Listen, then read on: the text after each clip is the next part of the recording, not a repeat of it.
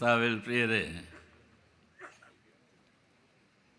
129ാമത് മാരാമൻ കൺവെൻഷൻ്റെ സമാപനത്തിലേക്ക് നാം ചേർന്ന് വന്നിരിക്കുന്നു. വളരെ അർത്ഥവത്തായുള്ള വചന കേൾവി ഈ വർഷം സാധ്യമായിട്ട് തീരുകയും ചെയ്തു.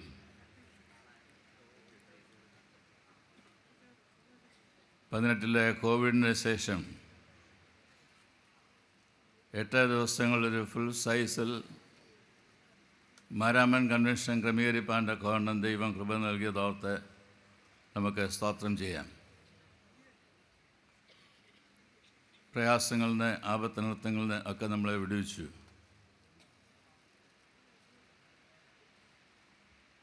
കഴിഞ്ഞ വർഷങ്ങളിൽ ഇവിടെ വന്നതായിട്ടുള്ള ചില കുട്ടികൾ പമ്പ നദിയിൽ കുളിക്കുന്നതിനായി ഇറങ്ങി മരണമടഞ്ഞതായിട്ടുള്ള പ്രയാസ സാഹചര്യങ്ങളൊക്കെ നാം അഭിമുഖീകരിക്കേണ്ടതായിട്ട് വന്നു. എന്നാൽ ഈ വർഷം എല്ലാവരും ഇവിടെ നിന്ന് നൽകിയതായിട്ടുള്ള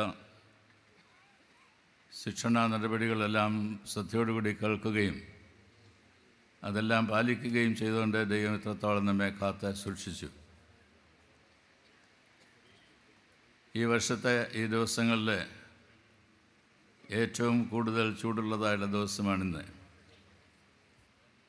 വളരെ ശാന്തമായി ഈ സമയം മുഴുവൻ ഈ പന്തലിൻ്റെ കീഴിലിരുന്ന് വചനം കേൾക്കുവാൻ എല്ലാവരും താല്പര്യപ്പെട്ടതിൽ നിങ്ങളെല്ലാവരെയും ഓർത്ത് ഞാൻ ദൈവത്തെ സ്തുതിക്കുന്നു. ദൈവം നമ്മെ അനുഗ്രഹിക്കട്ടെ എന്ന് പ്രാർത്ഥിക്കുന്നു. നമ്മളുടെ കൺവെൻഷൻ്റെ എല്ലാ ക്രമീകരണങ്ങളിലും ചെറുതും വലുതുമായ എല്ലാ കാര്യങ്ങളിലും ഏവരും താല്പര്യപ്പെട്ടതിൻ്റെ ഫലമായിട്ടാണ് നമുക്ക് ഇപ്രകാരം അനുഗ്രഹീതമായുള്ള ഒരു കൺവെൻഷൻ ലഭിക്കുന്നതിന് ഇടയായിട്ട് തീർന്നത്. നമ്മളുടെ സമാപന സന്ദേശത്തിന് ആധാരമായി വിശുദ്ധ മർക്കോസിൻ്റെ സുവിശേഷം 5-ാം അധ്യായം അതാകുന്നല്ലോ നാം ഈ വർഷം കൂടുതൽ കേട്ടത്. അതിൻ്റെ 18 മുതലുള്ള വാക്യങ്ങൾ. വിശുദ്ധ മർക്കോസിൻ്റെ സുവിശേഷം 5-ാം അധ്യായം 18 മുതലുള്ള വാക്യങ്ങൾ. The Gospel according to Saint Mark chapter 5 beginning from verse 18. അവൻ പടക് ഏറുമ്പോൾ ഭൂതഗ്രസ്തനായിരുന്നവൻ താനും കൂടെ പോരട്ടെ എന്ന് അവനോട് അപേക്ഷിച്ചു. യേശു അവനെ അനുവദിക്കാതെ, നിൻ്റെ വീട്ടിൽ നിനക്കുള്ളവരുടെ അടുക്കൽ ചെന്ന് കർത്താവ് നിനക്ക് ചെയ്തതൊക്കെയും നിന്നോട് കരുണ കാണിച്ചതും പ്രസ്താവിക്കുക എന്ന് അവനോട് പറഞ്ഞു. യേശു അവനെ അനുവദിക്കാതെ, നിൻ്റെ വീട്ടിൽ നിനക്കുള്ളവരുടെ അടുക്കൽ ചെന്ന് കർത്താവ് നിനക്ക് ചെയ്തതൊക്കെയും നിന്നൊരു കരുണ കാണിച്ചതും പ്രസ്താവിക്കുക എന്ന് അവനോട് പറഞ്ഞു. ഈ ദിവസങ്ങളുള്ള കൺവെൻഷനെല്ലാം ഞാൻ വീക്ഷിച്ചുകൊണ്ടിരുന്ന അവസരത്തിൽ ക്രമമായി ദൂരെ കേൾക്കുവാനായിട്ട് വന്ന ആളുകൾ തന്നെ ഈ 8 ദിവസങ്ങൾ കൊണ്ട് സ്ഥിരമായിട്ട് ചില സീറ്റുകളൊക്കെ പിടിച്ചിട്ടുണ്ട്.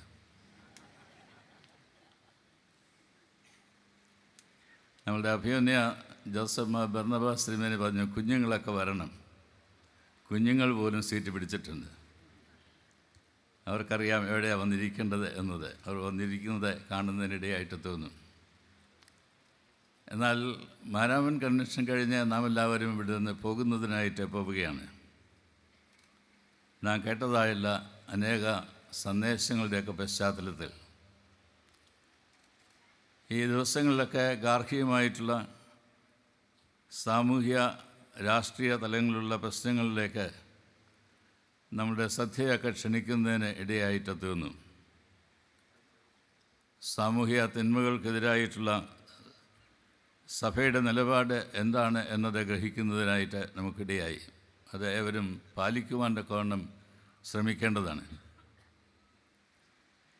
നമ്മളുടെ കൺവെൻഷൻ്റെ ഒരു പരിച്ഛേദം എന്താണെന്ന് നോക്കിയാൽ, രാവിലെ കുഞ്ഞുങ്ങൾക്കുള്ളതായുള്ള ബൈബിൾ ക്ലാസ്, പ്രായമുള്ളവർക്കുള്ളതായുള്ള ബൈബിൾ ക്ലാസ്, പിന്നീട് രാവിലെയും ഉച്ചയ്ക്കും വൈകിട്ടുമുള്ളതായുള്ള ധ്യാന പ്രസംഗങ്ങൾ, അതിനിടയിൽ യുവവേദി, കുടുംബവേദി, അങ്ങനെ ഒരു മനുഷ്യൻ്റെ സമസ്ത മേഖലകളെയും സ്പർശിക്കുന്നതായുള്ള വിധത്തിൽ ദൈവവചനത്തിൻ്റെ പശ്ചാത്തലത്തിൽ ദൈവവചനം കേൾക്കുന്നതിന് നമുക്കിടയായിട്ട് തോന്നുന്നു.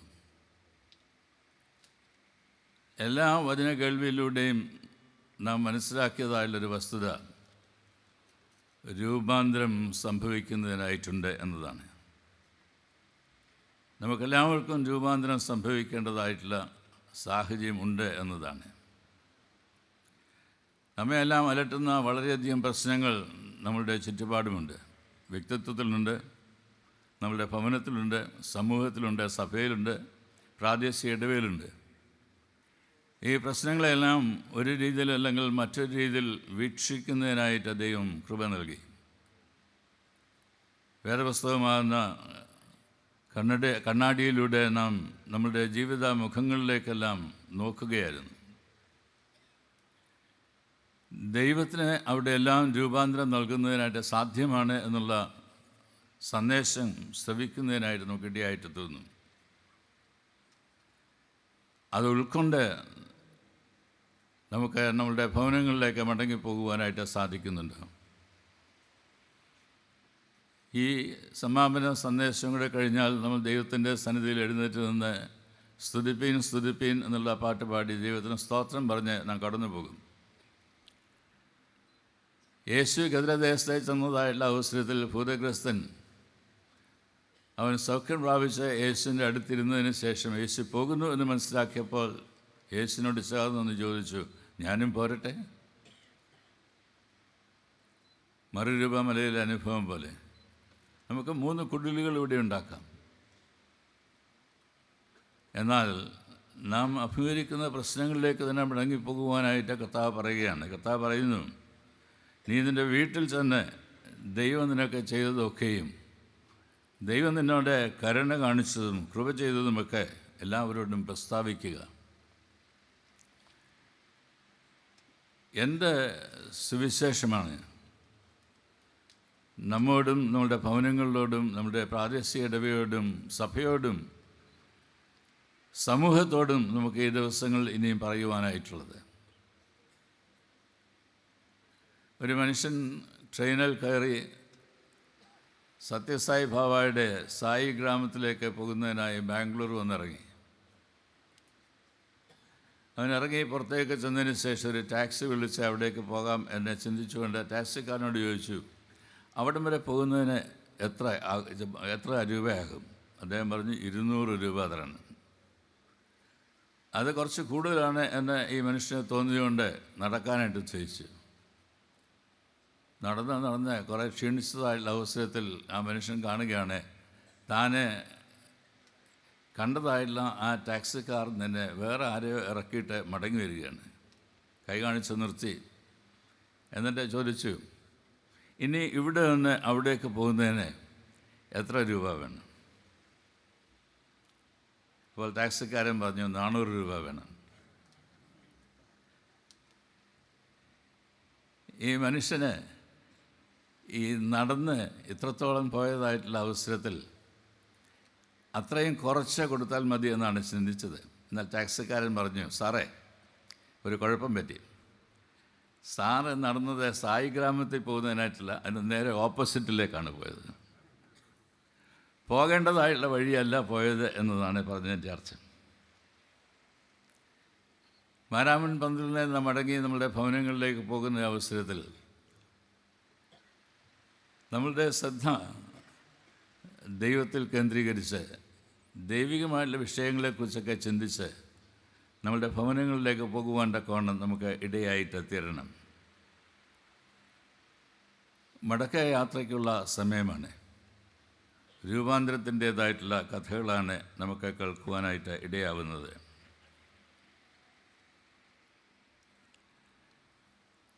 കർത്താവായ യേശുക്രിസ്തുവിൻ്റെ അടുത്ത് വന്നതായിട്ടുള്ള എല്ലാവരും അവൻ തൊട്ടവരും അവനെ തൊട്ടവരും എല്ലാം സൗഖ്യം പ്രാപിച്ചിട്ടുണ്ട്. ഇന്ന് വായിക്കുന്നതിനായി വേർതിരിച്ചിരുന്ന വേദഭാഗം ഏവെങ്കിലുമായിട്ട് വായിക്കുന്നതിനായിട്ട് ആഗ്രഹിച്ചതായുള്ള ഭാഗം മത്തായിയുടെ സുവിശേഷം 8-ാം അധ്യായം 1 മുതൽ 4 വരെയുള്ള വാക്യങ്ങളാണ്. അവിടെ കുഷ്ഠരോഗിയെക്കുറിച്ചാണ് പറയുന്നത്. The leper is unclean, economically poor, socially ostracized, physically untouchable, religiously polluted, and cursed by the members of the society. ഒരു കുഷ്ഠരോഗം ബാധിച്ചതായുള്ള മനുഷ്യൻ്റെ മുഖത്തെ നമ്മളുടെ മനസ്സിലേക്ക് കൊണ്ടുവരുന്നതിനായിട്ട് ഒന്ന് ഈ നിമിഷം ചിന്തിച്ചാൽ അവൻ്റെ മുഖത്തെ വടുക്കൾ കാണുന്നതിനായിട്ട് സാധിക്കും. കണ്ണുകൾ ഞങ്ങളുടെയൊക്കെ നാട്ടിലുള്ള ഞണ്ടിൻ്റെ കണ്ണുകൾ പോലെ ഇങ്ങനെ പ്രൊജക്റ്റ് ചെയ്തിരിക്കുന്നത് കാണാനായിട്ട് സാധിക്കും. മൂക്ക് ഈ കാണുന്ന പോലെ ഒന്നും കാണില്ല, അത് കുഴിഞ്ഞകത്തോട്ട് 2 കുഴികൾ മാത്രമാണ് കാണാനായിട്ട് സാധിക്കുക. വിരൂപനായി തീർന്നിരിക്കുന്നതായിട്ടുള്ള ഒരു മനുഷ്യൻ, സമൂഹത്തിൽ നിന്ന് തള്ളപ്പെടുന്നതായുള്ള അവസരത്തിൽ ഈ വേദഭാഗം നമ്മെ ഓർമ്മിപ്പിക്കുന്നത് യേശു കൈനീട്ടി അവനെ തൊട്ടു. ആ അവസ്ഥയിൽ തന്നെ അവനെ തൊട്ടു. അവൻ്റെ വിരലുകളൊക്കെ പോയിക്കൊണ്ടിരിക്കുന്ന സാഹചര്യം, വെറും മാംസപിണ്ഡമായിട്ട് നിർന്നിരിക്കുന്നതായിട്ടൊരു മനുഷ്യൻ യേശു കൈനീട്ടി അവനെ തൊട്ടു.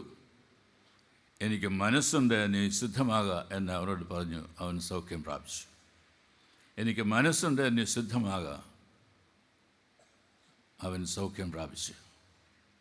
ദൈവത്തിൻ്റെ ഈ അനുഗ്രഹങ്ങൾ നമ്മുടെ ജീവിതത്തിൽ അനുഭവിപ്പാൻ നമുക്കിടയായിട്ട് തീരുകയാണ് ഏറ്റവും ആവശ്യമായിരിക്കുന്നത്. ഈ ഗദരദേശക്കാരൻ അവൻ്റെ വീട്ടിലേക്ക് പോകുന്നതിനായിട്ട് പറഞ്ഞ അവസരത്തിൽ യേശുവിനെ അയച്ചു. അവൻ പോയി. നാം വായിക്കുന്നത് അവൻ ദെക്കപൊലി നാടുകളിലൊക്കെയും എന്ന് പറഞ്ഞാൽ സമീപമുള്ള 10 പട്ടണങ്ങളിലെല്ലാം ദൈവം തന്നോട് ചെയ്തതായുള്ള കൃപകളെക്കുറിച്ച്, കരുണയെക്കുറിച്ച് പറയുന്നതിനായിട്ട് ഇടയായിട്ട് തീർന്നു. ഒരു സുവിശേഷകനായിട്ട് മാറി എന്നാണ് അർത്ഥം. ഒരു അപ്പോസ്തലനായിട്ട് അയക്കപ്പെട്ടു എന്നാണ് എൻ്റെ അർത്ഥം. ഈ ഗദരദേശത്തെ ഭൂതഗ്രസ്തരിലൂടെ 4 രൂപാന്തര ശക്തികളെക്കുറിച്ച് മനസ്സിലാക്കുന്നതിനായിട്ട് നമുക്കിടയായിട്ട് തീരും. ഒന്ന്, അവൻ്റെ ആളത്വത്തിൻ്റെ രൂപാന്തരം. അവൻ്റെ ആളത്വത്തിൻ്റെ രൂപാന്തരം 4-5 വാക്യങ്ങളൊക്കെ നാം വായിക്കുന്ന അവസരത്തിൽ അവനെ അവൻ്റെ വീട്ടിൽ നിന്ന് കല്ലറയിൽ കൊണ്ടുവന്ന് ചങ്ങലകളാൽ ബന്ധിച്ച് അവിടെ ഇട്ടിരിക്കുകയാണ്. അവനോ കല്ലുകളെടുത്ത് തൻ്റെ ദേഹമൊക്കെ ചതച്ച് മുറിവേൽപ്പിച്ച് രക്തമൊഴുക്കി ഈ ചങ്ങലകളൊക്കെ ഒന്ന് ഉരുമ്മി പൊട്ടിച്ച് കളയാമോ എന്ന് വെച്ച് അവിടെ കല്ലറയിൽ പാർക്കുന്നതായിട്ടുള്ള സാഹചര്യം. ജീവിതത്തിൻ്റെ സമനിലയെല്ലാം തെറ്റി, സമഗ്രമായുള്ള ജീവിതമെല്ലാം താറുമാറായി തീർന്നിരിക്കുന്നതായിട്ടുള്ള അവസരം. ശൈഥില്യത്തിൻ്റെ മേഖലകൾ ഇന്ന് വ്യക്തി ജീവിതത്തിലും സമൂഹ ജീവിതത്തിലും വർദ്ധിച്ചു വരുന്നു എന്ന് ഞാൻ പറയുമ്പോൾ അതിശയിക്കേണ്ടതായുള്ള ആവശ്യകതയില്ലല്ലോ. ലഹരി, ആസക്തികൾ, സാമൂഹിക സോഷ്യൽ മീഡിയ, ഇതെല്ലാം തന്നെ മനുഷ്യനെ വികലമാക്കി തീർക്കുകയാണ്, മനുഷ്യനല്ലാതെയാക്കി തീർക്കുകയാണ്. അവനിൽ ദൈവം നൽകിയിരിക്കുന്നതായുള്ള എല്ലാ കഴിവുകളെയും ഇല്ലാതെയാക്കുകയാണ്. എല്ലാ സാധ്യതകളും അടയുവാൻ്റെ കോണം ഇടയായിട്ട് തീരുകയാണ്. ഒരു കല്ലെടുത്ത് സ്വന്തം ശരീരത്തെ ചതച്ച് മുറിച്ച് രക്തമൊഴുക്കി ചങ്ങലകൾ ഉരുമി ഒടിക്കുവാൻ ശ്രമിക്കുന്നതായുള്ളൊരു മനുഷ്യൻ, എത്ര പ്രാകൃതനായിട്ടുള്ളൊരു മനുഷ്യരൂപം അവിടെ നമുക്ക് കാണാനായിട്ട് സാധിക്കുന്നത്. ഒരുപക്ഷെ നമ്മളുടെ രൂപം അതുപോലെ അല്ലായിരിക്കാം, നമ്മളുടെ ഹൃദയം അതിനെക്കാട്ടിൽ കാഠിന്യമുള്ളതാണ്, നമ്മളുടെ മനസ്സ് അതിനെക്കാട്ടിൽ പ്രയാസമുള്ളതാണ്. എന്തിനാണ് ഈ കഴിഞ്ഞ ദിവസം വയനാട്ടിൽ മാനന്തവാടിയിൽ ആ പ്രദേശത്തുള്ള ജനമെല്ലാം ഇറങ്ങി ഒരു ശവവുമായിട്ട് നടന്ന് കയ്യിൽ കണ്ടവരെ എല്ലാത്തിനെയും തകർക്കുന്നതിനായിട്ട് ശ്രമിച്ചത്? തങ്ങൾക്ക് സഹിക്കാൻ പാടില്ല, തങ്ങൾക്ക് വഹിക്കാൻ കഴിയുന്നില്ല. ഇതെല്ലാം കൂടാതെ സ്വസ്ഥമായിട്ട് സമാധാനമായിട്ട് ജീവിക്കുന്നതായുള്ളൊരു അന്തരീക്ഷം സൃഷ്ടിക്കുന്നതിനായിട്ട് കഴിയുകയില്ലേ? ഈ ചോദ്യമാണ് പ്രധാനപ്പെട്ട ചോദ്യം. കാലം ചെയ്ത ജോസഫ് ഐറേനിയസ് തിരുമേനി, ജോസഫ് മാർത്തമ്മ തിരുമേനി ഇപ്രകാരം പറഞ്ഞിട്ടുണ്ട്: ഒരു മനുഷ്യന് സ്വാതന്ത്ര്യമുണ്ട് എന്നത് നമ്മൾ അംഗീകരിക്കുക മാത്രമല്ല ചെയ്യേണ്ടത്, ദൈവം അവന് നൽകിയിരിക്കുന്ന കഴിവുകളെ വികസിപ്പിച്ചെടുത്ത് ആ വികസനത്തിലൂടെ അവൻ്റെ ജീവിതം തന്നെ പുഷ്പിക്കുന്നതായുള്ള സാഹചര്യത്തിൽ അവനെ ആക്കി തീർക്കുന്നതിനായിട്ട് നമുക്ക് സാധ്യമായിട്ട് തീരണം. ഇത് സാധ്യമാണ്. എന്നാൽ എന്തുകൊണ്ടോ ഇത് അസാധ്യമാക്കി തീർക്കുന്നു? അപ്രകാരമുള്ള ശക്തികൾ നമ്മളുടെ ഇടയിൽ പ്രവർത്തിക്കുന്നു എന്നതാണ് ഞാൻ സൂചിപ്പിക്കുന്നതിനായിട്ട് ശ്രമിക്കുന്നത്. ഇന്ന് ഈ പന്തലിൻ്റെ കീഴിൽ പോകുന്നതായുള്ള അവസരത്തിൽ ഞാൻ ഓർമ്മിപ്പിക്കട്ടെ, നാം മുഖാന്തരമായിട്ട്, ഞാനോ നിങ്ങളോ ആരെങ്കിലും ഒരാൾ മുഖാന്തരമായിട്ട് ആരെയും ഒറ്റയ്ക്ക് വിടരുത്, ഒറ്റയ്ക്കാക്കരുത്, ഒറ്റപ്പെടുവാനിടയാവരുത്. Nobody should feel that he is lonely, she is lonely in this world. No. ദൈവം ഒരു പൈതലിനെ പോലും നൽകുന്നത് മാതാപിതാക്കളുടെ കരങ്ങളിലേക്കാണ്. ഒരപ്പൻ, ഒരമ്മ കുഞ്ഞിനെ വളർത്തുന്നതിനായിട്ട് ആ വീട്ടിലേക്ക് കുഞ്ഞിനെ നൽകുന്നതായുള്ള സാഹചര്യം. സമഗ്രമായിട്ടുള്ള ഒരു ജീവിതത്തിൻ്റെ ഉടമയായിട്ട് തീരുന്നതിനായി നമ്മളുടെ വ്യക്തി ജീവിതത്തിൽ സാധ്യമായിട്ട് തീരുന്നില്ലേ എന്ന് നാം ചോദിക്കേണ്ടതായിട്ടുണ്ട്. അതുകൊണ്ട് ആളത്വത്തിൻ്റെ രൂപാന്തരം ആവശ്യമാണ്. നമ്മളുടെ മൈൻഡ് സെറ്റ് എന്താണെന്നാണ് പ്രാധാന്യം അറിയിക്കുന്നത്. നമ്മുടെ മനസ്സ് എന്താണെന്നാണ് പ്രാധാന്യം അറിയിക്കുന്നത്.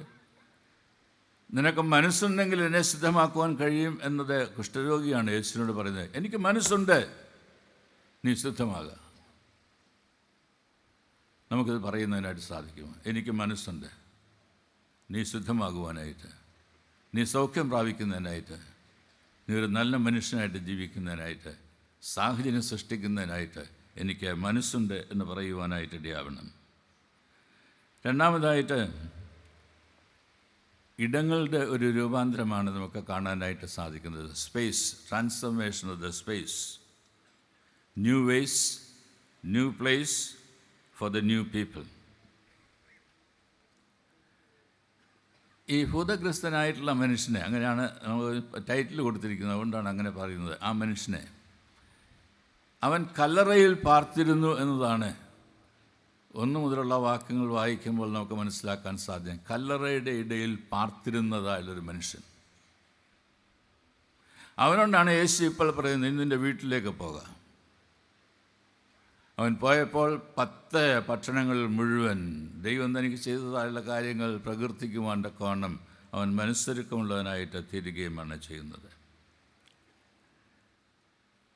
ജവാൻ ചുങ്കപ്ര, സിസ്റ്റർ ജവാൻ ചുങ്കപ്ര ഇവിടെ സേവികാ സംഘത്തിൻ്റെ മീറ്റിങ്ങിൽ സംസാരിച്ചതായുള്ള അവസരത്തിൽ പറഞ്ഞു, we live in A digital world. ശരിയാണ്. എനിക്കൊരു കൗതുകമുണ്ടായി. കഴിഞ്ഞ ഞായറാഴ്ച ഇതിൻ്റെ ആരംഭത്തിൽ സംസാരിച്ച അവസരത്തിൽ ഞാൻ പറയുകയുണ്ടായി, നമ്മളുടെ ജീവിതത്തിൽ ഉണ്ടാവേണ്ടതായിട്ടുള്ള രൂപാന്തരത്തെക്കുറിച്ച്. അപ്പോൾ ഞാനിവിടെ പറഞ്ഞതായിട്ടുള്ള കാര്യങ്ങൾ അത് കേട്ടതായിട്ടുള്ള അവസരത്തിൽ ഒരാൾ എൻ്റെ അടുത്ത് നിന്ന് പറഞ്ഞു, തിരുമേനി പറഞ്ഞത് ഞാൻ സംക്ഷിപ്തമാക്കി ഇങ്ങനെയാണ് ആക്കിയിരിക്കുന്നത്, www.com. എന്നിട്ട് അതിൻ്റെ താഴെ എഴുതുകയും കൂടി ചെയ്തു. എന്താണ് ഈ 3 W? Waiting community, widening community, witnessing community. ഇതാണ് അന്ന് ആദ്യത്തെ ദിവസം പറയുന്നതിനായിട്ട് ശ്രമിച്ചത്. Waiting community, widening community, witnessing community, www.com. നാം കേൾക്കുന്നതായുള്ള കാര്യങ്ങൾ എങ്ങനെയാണ് നമ്മളുടെ ഇടങ്ങൾക്ക് രൂപാന്തരം നൽകുന്നത്? വളരെയധികം സയൻസ് ടെക്നോളജിയിൽ മുൻപോട്ടേ പോകുന്നതിനായിട്ടൊക്കെ നമുക്ക് സാധിച്ചിട്ടുണ്ട്. കുഞ്ഞുങ്ങൾക്ക് പോലും ഇന്ന് ഡിജിറ്റൽ വേൾഡിൽ എനിക്കറിയാവുന്നതിനേക്കാൾക്കുള്ള അവർക്കറിയാം, നിങ്ങൾക്കറിയാവുന്നതിനേക്കാൾ അവർക്കറിയാം. നമ്മൾ അവരോട് ചോദിച്ചാണ് പലപ്പോഴും ഇതൊന്ന് ശരിയാക്കി തരാമോ, ഇതൊന്ന് എടുത്തു തരാമോ എന്നൊക്കെ ചോദിക്കുന്നതിന് ഇടയായിത്തീർന്നതായുള്ള സാഹചര്യം. They know better, very good. എന്നുള്ള കുഴപ്പം, ബന്ധങ്ങൾ ശിഥിലമായിക്കൊണ്ടിരിക്കുന്നു. ഒരു വീട്ടിലോട്ട് ചെന്നാൽ ഉടനെ ഒരു മോൻ്റെ മുറിയിട്ട് പോകുന്നു, മോളുടെ മുറിയിലേക്ക് പോകുന്നു, പിന്നെ വന്നതായുള്ള ഗസ്റ്റ് അവിടെ മുമ്പിലിരിക്കുന്നു. ഭക്ഷണത്തിനായിട്ട് വിളിച്ചാൽ ആരെയും ഒരുമിച്ച് കിട്ടുകയില്ല, പ്രാർത്ഥിക്കാൻ വിളിച്ചാൽ ഒരുമിച്ച് കിട്ടുകയില്ല. ബന്ധങ്ങളെല്ലാം മാറിക്കൊണ്ടിരിക്കുന്നു. ബന്ധങ്ങൾ വളരെ പ്രാധാന്യം അറിയിക്കുന്നതാണ്. ദൈവം ബന്ധങ്ങൾ നൽകിയാണ് നമ്മെ ഒരു കുടുംബമാക്കിയിരിക്കുന്നത്. അത് ദൈവികമാണ്. ദൈവം തന്നതുകൊണ്ട് തന്നെ പവിത്രമാണ്, പാവനമാണ്, കാത്തു സൂക്ഷിക്കുവാനായിട്ടുള്ളതാണ്. നഷ്ടപ്പെടുത്തരുത്. എവിടെയൊക്കെ ബന്ധങ്ങൾക്ക് വിള്ളൽ സംഭവിക്കുന്നുവോ ശ്രദ്ധിച്ച് കേൾക്കുക, സ്വർഗം ദുഃഖിക്കുന്നു. എവിടെയൊക്കെ അകന്നതായുള്ള ബന്ധങ്ങളെ നമുക്ക് അനുരഞ്ജനപ്പെടുത്തി ഒരുമിച്ച് കൊണ്ടുവരുവാൻ, നിരപ്പിൻ്റെ ശുശ്രൂഷയിൽ ഒന്നായിക്ക് തീർക്കുവാനായിട്ട് സാധിക്കുമോ അവിടെ സ്വർഗം സന്തോഷിക്കുന്നു. കാണാപോയതിനെക്കുറിച്ച് ലൂക്കോസിന് സുവിശേഷം 15 അധ്യായത്തിൽ നാം വായിക്കുന്നുണ്ട്. അവിടെ ഇത് നമുക്ക് കാണാനായിട്ട് ഇടയാകും. കാണാപോയ ദ്രഹ്മ കണ്ടുകിട്ടിയപ്പോൾ നമുക്ക് എല്ലാവർക്കും സന്തോഷിക്കാം. സെലിബ്രേഷനാണ്. കാണാപോയ ആട്, കാണാപോയതായിട്ടുള്ള മകൻ, എല്ലാം സെലിബ്രേഷനാണ്. സ്വർഗം സന്തോഷിക്കുന്നതായുള്ള അവസരം. ഇതൊരു ഞായറാഴ്ചയാണ്. നാം എല്ലാ ഞായറാഴ്ചയും ദൈവസന്നിധിയിൽ ചേർന്ന് വരുന്നത് ഒരു സെലിബ്രേഷന് വേണ്ടിയിട്ടാണ്. ദൈവത്തിൻ്റെ ജനം ദൈവസന്നിധിയിൽ സന്തോഷിക്കുന്നതായുള്ള ദിവസമാണ്. ദൈവം കൂട്ടിച്ചേർത്തതായിട്ടുള്ള കൂട്ടായ്മയുടെ അനുഭവത്തിൽ. പിന്നെ നമ്മോട് സംസാരിച്ചതായുള്ള അവസരത്തിൽ നമ്മുടെ തലയിൽ കൈവച്ച് പ്രാർത്ഥിക്കുന്നതും സൗഖ്യം പ്രാപിക്കുന്നതും അത് അന്യോന്യം നൽകുവാനായിട്ട് ശ്രമിക്കുന്നതുമായിട്ടുള്ള നമ്മളുടെ നല്ല സവിശേഷതയെക്കുറിച്ച് സൂചിപ്പിക്കുകയുണ്ടായി. അതുപോലെ തന്നെ പ്രാധാന്യമർഹിക്കുന്നതാണ് നമ്മളുടെ എല്ലാ കുർബാന ശുശ്രൂഷയിലും കയ്യൊസൂരിയുണ്ട്. അനുരഞ്ജനപ്പെട്ടിട്ട് വേണം കർത്താവുമായുള്ള സംസർഗത്തിലേക്ക് പ്രവേശിക്കുവാൻ. കർത്താവ് ഒരുക്കിയിരിക്കുന്നതായ വിരുന്നിൻ്റെ സന്തോഷം പങ്കിടുവാൻ്റെ കൊണ്ട് ഇടയാവേണ്ടത് അന്യോന്യം നിരപ്പായതിനു ശേഷം വേണം. നാം ആയിരിക്കുന്ന ഇടങ്ങളെ ഒന്ന് രൂപാന്തരപ്പെടുത്തുന്നതിനായിട്ട് സാധിക്കുമോ? ഒരു ഷോപ്പിംഗ് കോംപ്ലക്സിൽ ഇപ്പോൾ നമ്മുടെ പൗലോസ് തിരുമേനി അമേരിക്കയിലാണ്, ഫിലിസ്തീനോസ് തിരുമേനി അമേരിക്കയിൽ നിന്ന് വന്നതേ ഉള്ളൂ. നിങ്ങൾ പലരും പല സ്ഥലങ്ങളിൽ നിന്ന് വന്നിട്ടുള്ള ആളുകളാണ്. അവിടെ പോയി നമുക്ക് വേണ്ടതായ സാധനങ്ങളൊക്കെ എടുക്കാം. സാധനങ്ങളൊക്കെ എടുത്തതിന് ശേഷം കൗണ്ടറിലേക്ക് ചെല്ലുന്ന അവസരത്ത് അവരെ നമ്മുടെ വയ്ക്കുന്നതായുള്ള സാധനങ്ങളൊക്കെ ഇങ്ങനെ അങ്ങോട്ട് നീക്കി അതിൻ്റെ എല്ലാം വിലയൊക്കെ ഇട്ട് അവസാനം ബില്ല് പുറത്തു വരും. ഒരക്ഷരം ഉരിയാടേണ്ടതായിട്ടുള്ള ആവശ്യകതയില്ല. എനിക്ക് 2 റാത്തൽ അരി വേണമെന്നൊന്നും പറയേണ്ട കാര്യമില്ല. അരിയുടെ ബാഗ് അങ്ങ് എടുത്താൽ മതി. അതവിടെ സ്കാൻ ചെയ്ത് വില വന്നോളൂ. എന്നാൽ മനുഷ്യരോട് സംസാരിക്കാതിരിക്കുന്നതായുള്ള അവസരത്തിൽ ഞാൻ വായിക്കുകയുണ്ടായി, നിങ്ങളും വായിക്കുന്നുണ്ട്. ഒരു കൗണ്ടർ, അതിൻ്റെ പേര് ബ്ലാ കൗണ്ടർ എന്നാണ്. Blah counter. നമുക്ക് അവിടെ ചെന്നവിടിരിക്കുന്ന മനുഷ്യനോട് സംസാരിക്കാം. വിദേശ ബാങ്കുകളിൽ ചെല്ലുന്ന അവസരത്തിൽ കസ്റ്റമേഴ്സുമായിട്ട് സംസാരിക്കുന്നതിനായിട്ടുള്ള ഇടമുണ്ട്. സംസാരിക്കുന്നതിനായിട്ട് ആളുകൾ വരും. എങ്കിലേ കസ്റ്റമേഴ്സിനെ നിർത്തുന്നതിനായിട്ട് സാധിക്കുകയുള്ളൂ. നമ്മളുടെ ഇടങ്ങളുടെ രൂപാന്തരം എപ്രകാരമായിരിക്കണം എന്നത് വളരെ കൂലങ്കഷമായി ചിന്തിക്കേണ്ടതായുള്ള ഒരു കാലഘട്ടത്തിലേക്കാണ് നാം പ്രവേശിച്ചിരിക്കുന്നത്. 3, വേഗത്തിൻ്റെയും ദൂരത്തിൻ്റെയും രൂപാന്തരം. അനിയന്ത്രിതമായിട്ടുള്ള വേഗതയാണ് ഇന്നിൻ്റെ പ്രത്യേകത. അത് നമ്മുടെ കാഴ്ചകളെ നഷ്ടമാക്കുന്നുണ്ട്.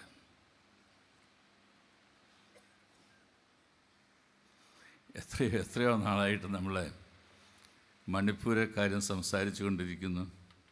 എന്ത് ചെയ്യാനായിട്ട് സാധിച്ചു? സംസാരിക്കേണ്ടവർ സംസാരിക്കുന്നതുമില്ല, ഇടപെടേണ്ടവർ ഇടപെടുന്നതുമില്ല.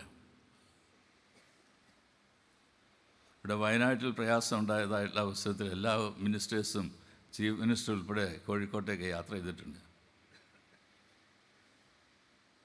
ജനങ്ങളുടെ നന്മയെ നോക്കുവാൻ, ദേശത്തിൻ്റെ അഭിവൃദ്ധിയെ നോക്കുവാൻ ചുമതലയുണ്ട്, ഉത്തരവാദിത്വമുണ്ട് എന്നുള്ളതായിട്ടുള്ള കാഴ്ചപ്പാടോടുകൂടി മണിപ്പൂരിലുള്ള 30 കുഞ്ഞുങ്ങളെ ഇവിടെ നിക്കോൾസണിൽ കൊണ്ടുവന്നതായിട്ടുള്ള അവസരം. അവർ നിക്കോൾസണിൽ വന്ന് ആദ്യത്തെ രാത്രി ചിലരൊന്നും ഉറങ്ങിയിട്ടില്ല. എൻ്റെ അപ്പായിക്ക് എന്നാ സംഭവിക്കും, എൻ്റെ അമ്മയ്ക്ക് എന്നാ സംഭവിക്കും. ഒരു കരിയിൽ അനങ്ങിയാൽ മതി, ഉടനെ ഏതോ പേടിച്ച് ഉണരുകയാണ്.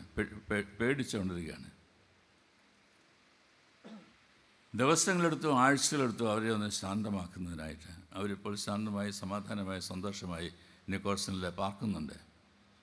അവരവിടെ ചെന്നതുകൊണ്ട് അവിടെയുള്ള നമ്മുടെ കുട്ടികളെല്ലാം കൂടുതൽ ഇംഗ്ലീഷ് പറയാൻ തുടങ്ങിയിട്ടുണ്ട്. പേടിക്കണ്ട, ആളുകളൊന്നുമല്ല, ക്യാമറ താഴെ പേടിക്കണ്ട.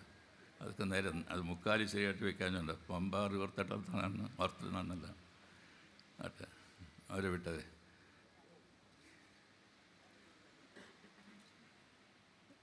ഈ 30 കുഞ്ഞുങ്ങൾ അവരവിടെ ചെന്നതുകൊണ്ട് നമ്മളുടെ കുഞ്ഞുങ്ങൾ ഇംഗ്ലീഷ് പറയാൻ പഠിച്ചു.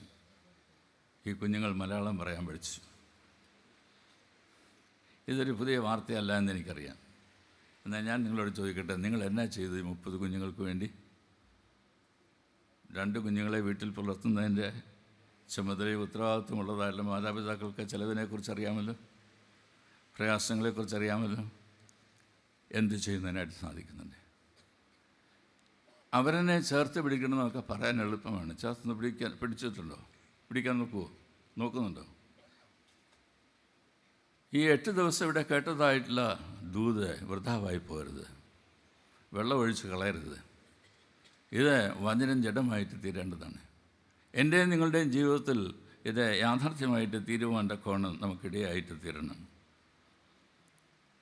ഞാൻ ആ ഭാഗം വിടുകയാണ്. മണിപ്പൂർ കുട്ടികളെക്കുറിച്ച് കൂടുതലായിട്ട് അറിയുവാനായിട്ടുണ്ടെങ്കിൽ സഭാ ഓഫീസുമായിട്ടോ സഭാ ഓഫീസിലെ സഭാ സെക്രട്ടറി ആയിട്ടോ ഒക്കെ കോണ്ടാക്ട് ചെയ്യുന്നത് നല്ലതാകുന്നു. നമ്മുടെ യാത്ര, ഞാൻ ഈ കഴിഞ്ഞ ഒരാഴ്ച മണ്ഡലത്തിൻ്റെ മീറ്റിങ്ങിലായിരുന്നു. അവിടെ ചില ആളുകളൊക്കെ വന്നു. എന്നെ അത് കഴിഞ്ഞിട്ട് കാണാൻ വന്നപ്പോൾ ഞാൻ പറഞ്ഞു, ഞാനിതിൽ പോകുന്നതൊക്കെ കണ്ടു, പക്ഷേ എന്തൊരു സ്പീഡിലാണ് പോകുന്നത്, ഒന്ന് നിർത്താനായിട്ടൊന്ന് പറഞ്ഞു നിർത്താൻ പോലും ഒക്കുന്നില്ലല്ലോ, അങ്ങ് പോവുക. ഇതെന്നെക്കുറിച്ചും ചിലരൊക്കെ പറയുന്നുണ്ട്. എനിക്ക് ഇന്നലെ രാത്രി ഒരു വാട്സപ്പിലൊരു മെസ്സേജ് വന്നു, എന്നെ കാണാനായിട്ട് 2 പേരും ഇവിടെ വന്നിരുന്നു. അവർക്ക് നടക്കാനൊന്നും പാടില്ല, പ്രയാസമാണ്. തിരുമേനിക്ക് അവർക്ക് കാണാൻ സാധിക്കാത്തതുകൊണ്ട് അവർ ദുഃഖിതരാണ് എന്നെ അറിയിക്കുകയുണ്ടായി. ഇത് ശരിയാണ്. നമ്മളെല്ലാം വളരെ പല കാര്യങ്ങൾ വ്യാപൃതരാണ്. മനസ്സ് അതിനകത്ത് മുഴുകിയിരിക്കുകയാണ്. അടുത്ത സമയത്ത് ഒരാൾ താഴെ വീണ അവസരത്തിൽ ഞാൻ പറഞ്ഞു, നിലത്ത് നോക്കി നടക്കണം. ഞാനതിപ്പോൾ ശ്രദ്ധിക്കുന്നുണ്ട്. നിലത്ത് നോക്കി നടന്നില്ലെങ്കിൽ താഴെ വീഴുമെന്നറിയാം. വേറൊരാൾ എന്നെ കാണാനായിട്ട് മുകളിൽ ചേപ്പള്ളി പെരയിടത്തിൽ കാറിൽ വന്നു. എന്നോട് വന്ന് മകൻ പറഞ്ഞതുകൊണ്ട് ഞാൻ മടങ്ങിപ്പോയതായിട്ടുള്ള അവസരത്തിൽ അദ്ദേഹത്തെ കണ്ട് സംസാരിച്ചിട്ടാണ് മടങ്ങിപ്പോയത്. വേറൊരു വൃദ്ധനായിട്ടുള്ള മനുഷ്യൻ ഇവിടെ താഴെ വന്നിട്ട് പാലത്തിലേക്ക് കയറുന്നത് ഞാൻ കാണുകയുണ്ടായി. പറഞ്ഞു, ക്ഷീണമാണ്, പോകട്ടെ. എത്ര ആൾക്കാരാണ് ഇവിടെ വരുന്നത്. നമുക്കറിയാവുന്നതും അറിയാൻ പാടില്ലാത്തതുമല്ല എത്ര ആൾക്കാർ വരുന്നു. അന്യോന്യം സ്നേഹിപ്പാനായിട്ടും കരുതുവാനായിട്ടും ചേർത്ത് പിടിക്കുന്നതിനായിട്ടും ഗോ സ്ലോ.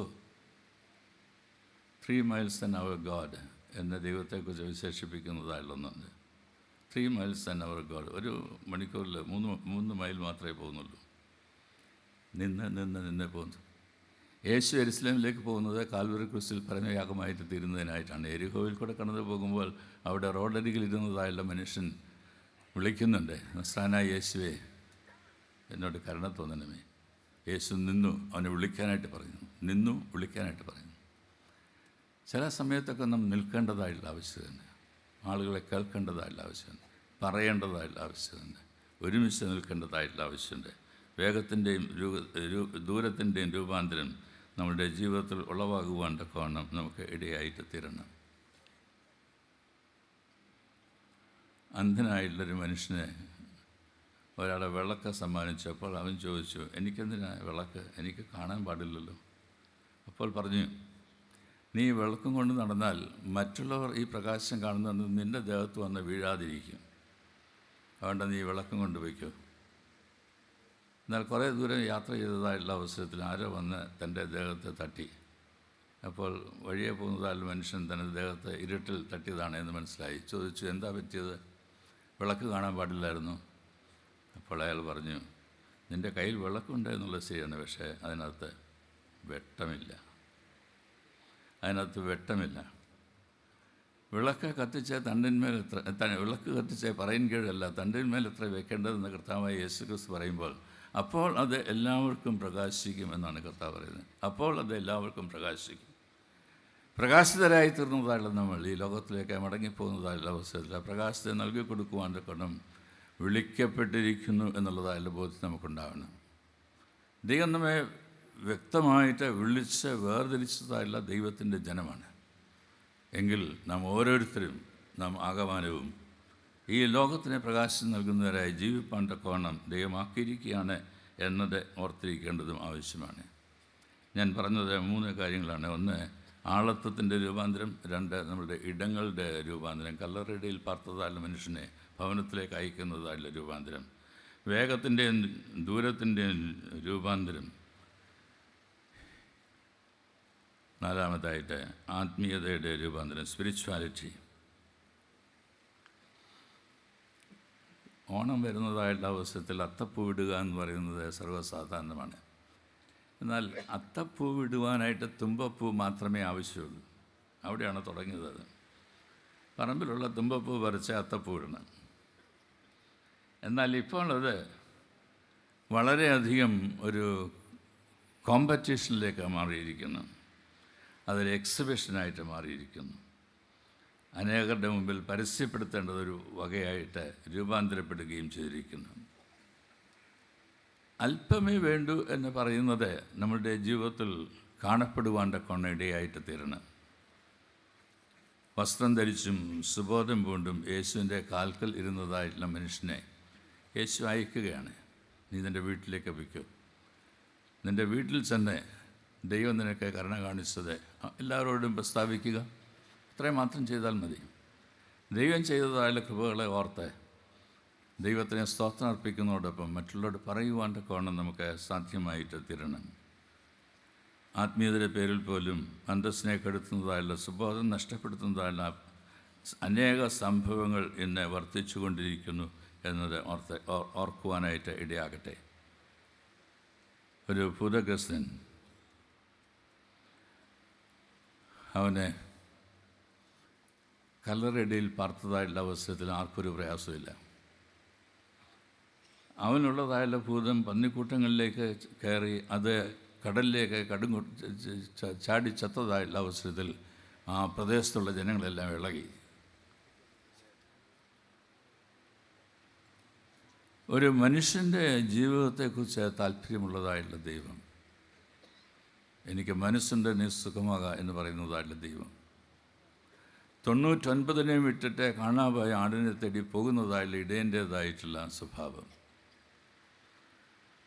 10 ദ്രഹ്മയിൽ 9 കയ്യിലുണ്ടായിരിക്കെ 1 നഷ്ടപ്പെട്ടപ്പോൾ നഷ്ടപ്പെട്ടതിനെ ചൊല്ലി അന്വേഷിക്കുന്നതായുള്ള സ്വഭാവം, നഷ്ടമായതിനെ കൂട്ടിച്ചേർക്കുവാൻ തക്കവണ്ണം ഇടയായിത്തീരുന്നതായുള്ള സ്വഭാവം നമ്മൾ വർദ്ധിച്ചു വരേണ്ടത് ആവശ്യമല്ലേ?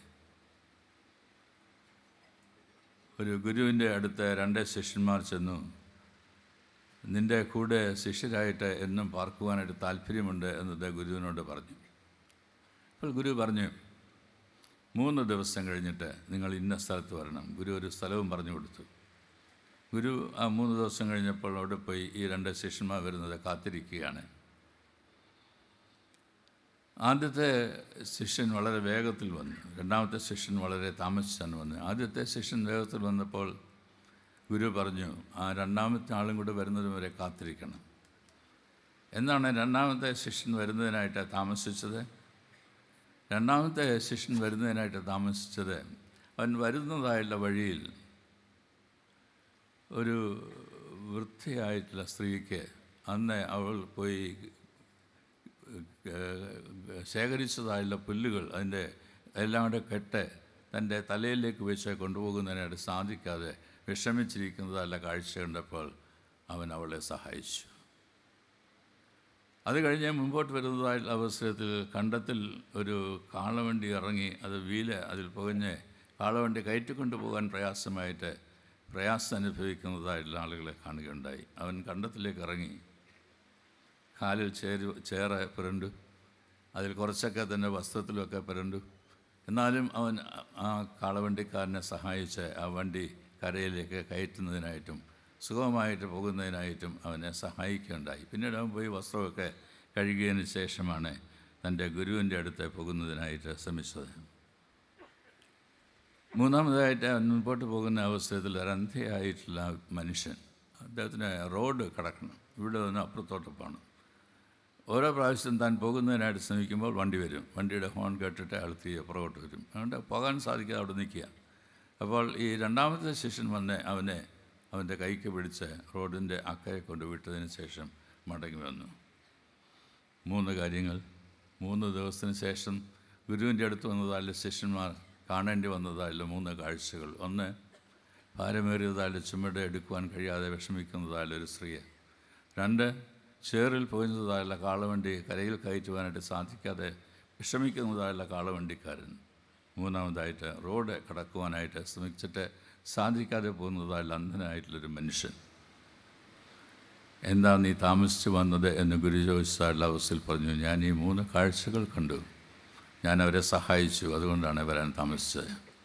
ഗുരു ആദ്യത്തെ ശിഷ്യനോട് ചോദിച്ചു, നീ വന്നപ്പോൾ ഇതെല്ലാം കണ്ടതല്ലേ? അവൻ പറഞ്ഞു, ഞാൻ കണ്ടു, പക്ഷേ ഗുരു പറഞ്ഞ സമയത്തൂടെ വരണം എന്നുള്ളത് കൊണ്ട് ഞാൻ ഒന്നും ചെയ്യാതെ ഇങ്ങ് വരികയായിരുന്നു ചെയ്തത് എന്ന് പറഞ്ഞു. അപ്പോൾ ഗുരു പറഞ്ഞു, എനിക്കാവശ്യം ഈ 2-മത്തെ ശിഷ്യനാണ്. എൻ്റെ കൂടെ ശുശ്രൂഷ ചെയ്യുന്നതായിട്ടുള്ള ആളുകൾ ശുശ്രൂഷയിൽ വ്യാപൃതരാകുവാൻ തക്കോണം താല്പര്യമുള്ളതായിട്ടുള്ള ആളുകളായിരിക്കണം, തൽപരരായിട്ടുള്ള ആളുകളായിരിക്കണം. കർത്താവായ യേശു ക്രിസ്തു പാത്രത്തിൽ വെള്ളമെടുത്ത ശിഷ്യന്മാരുടെ കാലുകളൊക്കെ കഴുകിയതിന് ശേഷം അവരുടെ ഇടയിൽ ഇരുന്നിട്ട് അവരോട് പറഞ്ഞു, നിങ്ങളെന്നെ കർത്താവെന്നും ഗുരുവെന്നും വിളിക്കുന്നു. ഞാൻ കർത്താവും ഗുരുവുമാകിയാൽ നിങ്ങൾ പറഞ്ഞത് ശരി തന്നെ. എന്നാൽ ഞാൻ നിങ്ങളുടെ കർത്താവും ഗുരുവുമാകുന്നുവെങ്കിൽ ഞാൻ ചെയ്തതായ ശുശ്രൂഷ നിങ്ങളും ചെയ്യേണ്ടതാകുന്നു. ഈ ശുശ്രൂഷയ്ക്കായിട്ടാണ് ദൈവം നമ്മെ വിളിച്ചിരിക്കുന്നത്. നാം എല്ലായ്പ്പോഴും കർത്താവായ യേശു ക്രിസ്തുവിനെ നമ്മളുടെ ജീവിതത്തിൽ ധ്യാനിക്കുന്നത് കർത്താവ് നമുക്ക് വേണ്ടി മരിച്ചതായിട്ടുള്ള കാൽവറി ക്രൂശിനെ മുന്നിൽ കണ്ടുകൊണ്ടാകുന്നു. മരിച്ച് ഉയർത്തെഴുന്നേറ്റതായുള്ള ക്രിസ്തു, ദാവീദിൻ്റെ സന്തതിയായി ജനിച്ച് മരിച്ച് ഉയർത്തെഴുന്നേറ്റിരിക്കുന്ന യേശു ക്രിസ്തുവിനെ ഓർത്തുകൊള്ളുക. അതാകുന്നു എനിക്കെന്നിനുള്ള സുവിശേഷം. ഓരോ ദേവാലയ കുദാശയുടെ അവസരത്തിലും ത്രോണസിൻ്റെ മധ്യത്തിൽ കുരിശ് വയ്ക്കുന്നതായുള്ള അവസരത്തിൽ ഇത് ഓർമ്മപ്പെടുത്തും. ദൈവത്തെ ആരാധിക്കുന്നതിനായി ദേവാലയത്തിൽ വരുന്നതായുള്ള ഓരോരുത്തരും ഈ കുരിശ് കണ്ടുകൊണ്ട് വേണം വരുവാനായിട്ട്. ഈ കുരിശെടുക്കുവാനായിട്ടുള്ള കുരിശാണ്, അവനെ അനുഗമിക്കുവാനായിട്ടുള്ള കുരിശാണ്. വിവാഹിതരാകുന്ന ആളുകൾ ദേവാലയത്തിൽ വരുന്നതായിട്ടുള്ള അവസരത്തിൽ തിരശ്ശീല മാറ്റിക്കൊടുക്കുന്നത് ത്രോണസിൽ വെച്ചിരിക്കുന്ന കുരിശിനെ കാണുന്നതിനായിട്ടാണ്. ദൈവം വിളിക്കുന്നു എന്നുള്ള ബോധ്യത്തിൽ വരുന്നതിനായിട്ടാണ്. ഈ കൺവെൻഷനിൽ വന്നെ സംബന്ധിച്ച് മടങ്ങിപ്പോകുന്നതായുള്ള ദൈവജനമേ, ദൈവം തൻ്റെ പുത്രനായ യേശു ക്രിസ്തുവിലൂടെ നമ്മെ വിളിക്കുന്നു കുരിശെടുത്ത് അവനെ അനുഗമിക്കുവാനായി. നമുക്ക് ആ പാട്ടിൻ്റെ 1-2 ചരണങ്ങൾ പാടാം. കുരിശെടുത്തൻ യേശുവിനെ അനുഗമിക്കും ഞാൻ അന്ത്യം വരെ. കുരിശെടുത്തൻ യേശുവിനെ അനുഗമിക്കും ഞാൻ അന്ത്യം വരെ. കുരിശെടുത്തൻ യേശുവിനെ അനുഗമിക്കും ഞാൻ വരെ. അവൻ എന്നെ അറിഞ്ഞിടുന്നു, അവനിൽ കരുതിടുന്നു. അവൻ എന്നെ അറിഞ്ഞിടുന്നു, അവനിൽ കരുതിടുന്നു. ആവശ്യഭാരങ്ങൾ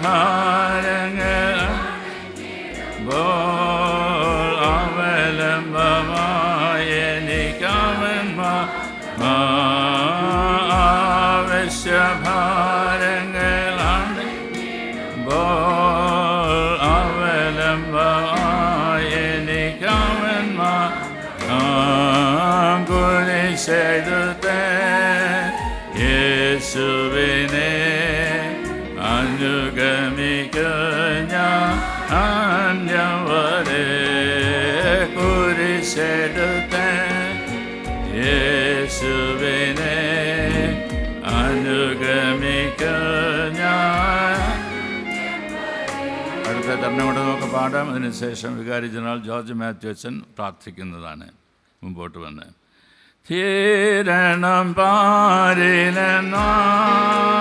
തിരുപാദസേ യഥാ തീരണം പാരിലെന്നാൽ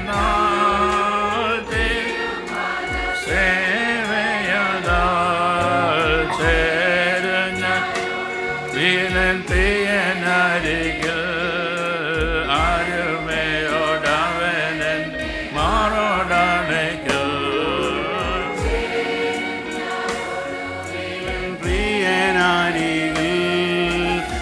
താരുമയോടവനൻ മാറോടണയ്ക്കും കുരിശെടുത്തൻ യേശുവിനെ അനുഗമിക്കും ഞാനന്ത്യം വരെ കുരിശെടുത്തൻ യേശുവിനെ അനുഗമിക്കും